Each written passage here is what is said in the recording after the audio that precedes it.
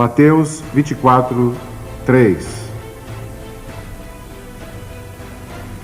Estando assentado no Monte das Oliveiras, chegaram-se a ele os seus discípulos em particular, dizendo: Dize-nos quando serão essas coisas, e que sinal haverá da tua vinda e do fim do mundo.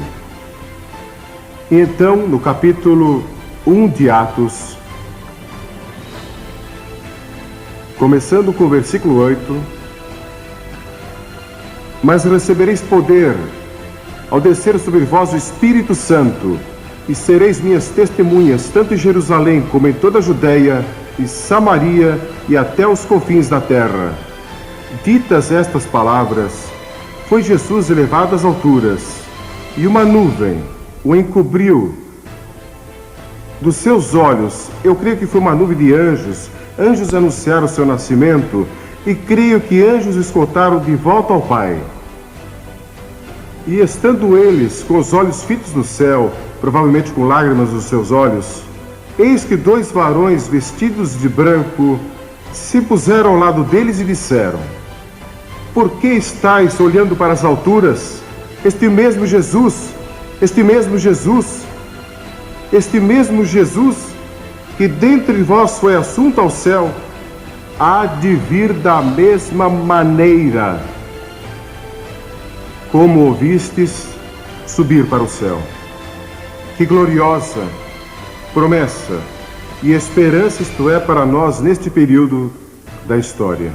Sabem, quase todas as igrejas que eu conheço ensinam que Jesus vai voltar outra vez. E o mundo secular de hoje, os jornais seculares, estão falando sobre Armagedon.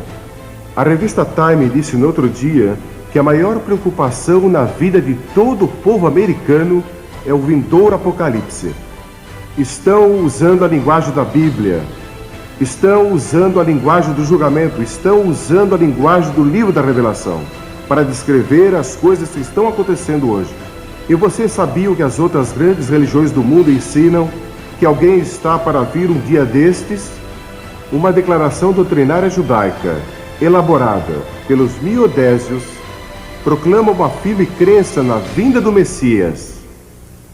Os hindus, que creem em 10 reencarnações do Deus Vishnu, dizem que 9 já aconteceram e a 10ª virá no fim dos tempos, quando ele virá como um herói conquistador. O budismo aguarda uma futura encarnação de Buda. O islamismo, tanto o grupo dos xiitas como o grupo dos suni, estão esperando a vinda de um líder nos últimos dias da terra. E os xiitas creem que ele já surgiu e está escondido em algum lugar secreto até o dia da sua manifestação antes do fim do mundo. E os sunis creem que ele ainda não apareceu na história do islamismo. Mas de onde vem essa crença universal?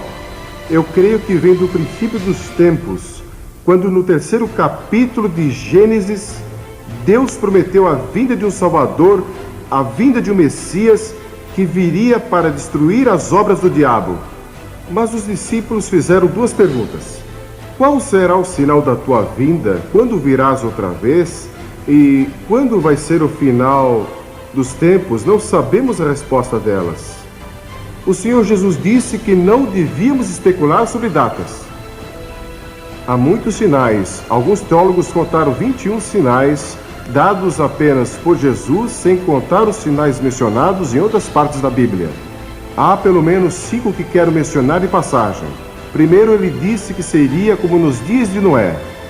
Estariam comendo e bebendo e casando e dando-se casamento, trocando esposas, e que a moralidade estaria no nível muito baixo. Seria como Sodoma e como Gomorra.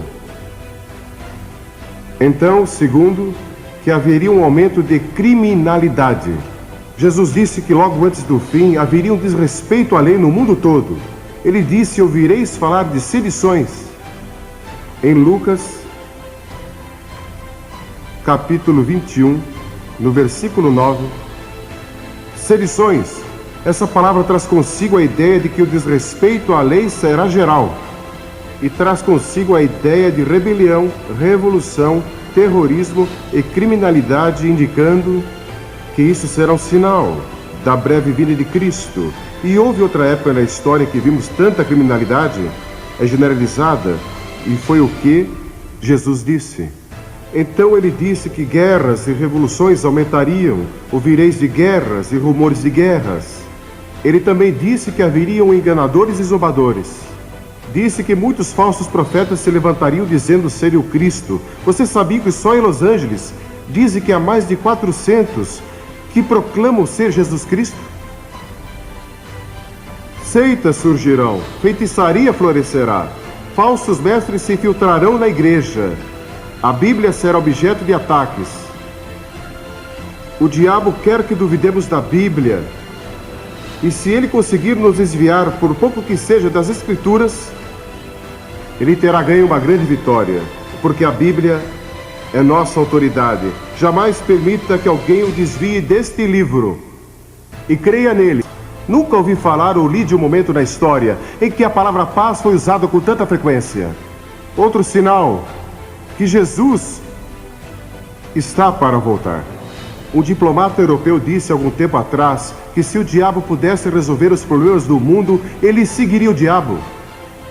E alguns deles já estão seguindo o diabo. Uma menininha estava observando um velho relógio quando devia dar 12 badaladas. E alguma coisa estava errada e deu 13 badaladas.